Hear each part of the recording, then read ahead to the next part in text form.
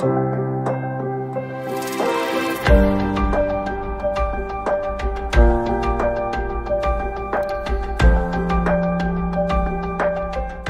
жерлерді химияны қолдану керек еді.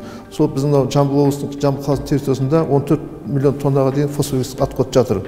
Сол жерден жаңағы Қазфосфат жауапкершілігі шектеулі серіктестігінде өкілдері отыр.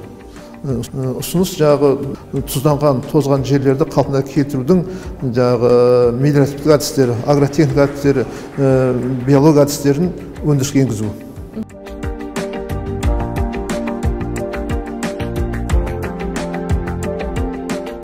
Мен Түркістан облысынан келдім. Фосфорогипсмен өткен жыл пайдаландым. Септім, поляма септім. Нәтижесі жүзде жақсы. Бұл гипс не керек бізге? Түркістан облысы өте қажет сол нәрсе. Жақсы, мықты тәсір етіп жатыр жерімізге. Соны субсидия мәселені жеткізіп берсе жүзде әдем болады Түркістан облысында. Адамların несі жоқ, жағдай жоқ жеткізетін.